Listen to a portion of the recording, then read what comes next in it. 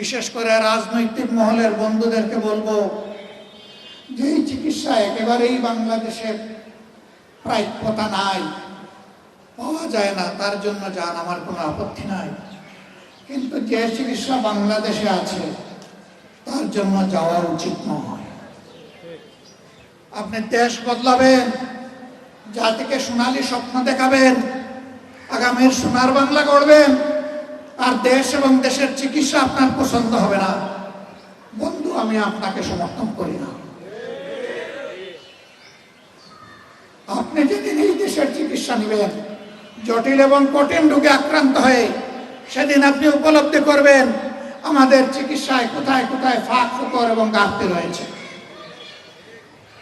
তখনই কেবল আপনার পক্ষে এই চিকিৎসা ব্যবস্থার প্যাটার্ন চেঞ্জ করা সম্ভব।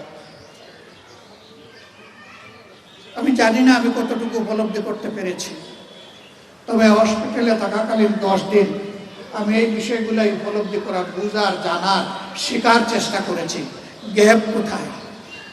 একথা আপনাদেরকে বলবো না, একথা যাদেরকে বলার তাদেরকে বলে এসেছি, কারণ আপনারা এটা চেঞ্জ করতে পারবেন না। যারা চেঞ্জ করতে পারবে তাদেরকে বলেছি এই জায়গাগুলোতে ফার্দার অ্যাটেনশন প্রয়োজন। আমরা একটা মানবিক, দুর্নীতিমুক্ত, সমৃদ্ধ বাংলাদেশ গড়ার স্বপ্ন দেখি, যেই বাংলাদেশটাকে গরিব থেকে ধনী সকলকে তার অধিকার তার গড়ে তার হাতে তুলে দেওয়া হবে। অধিকারের জন্য কারো কাছে করুণা প্রার্থী হতে হবে। আজকের আমাদের এই ক্ষুদ্র আয়োজন কেন? এই ক্ষুদ্র আয়োজন বিধ্বস্ত সমাজ ব্যবস্থায় চলমান যে স্বাস্থ্য সেবা তার ঘাটতি বোঝানোর জন্য। ওই স্বাস্থ্য সেবা যদি সকলের জন্য নিশ্চিত হতো, একজন রোগীও আজকের এই ক্যাম্পে আসত। সবাই সরকারি স্বাস্থ্য সেবা গ্রহণের জন্য সেখানে যেত।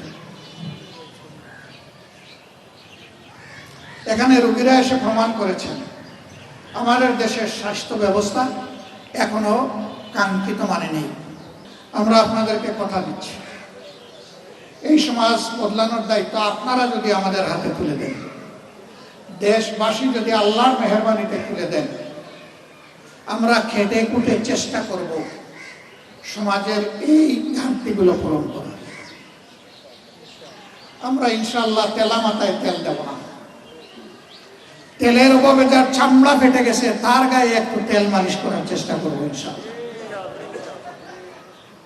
আমাদের prime subject those who are deprived people, বঞ্চিত মানুষগুলো হবে আমাদের অগ্রাধিকার ইনশাআল্লাহ।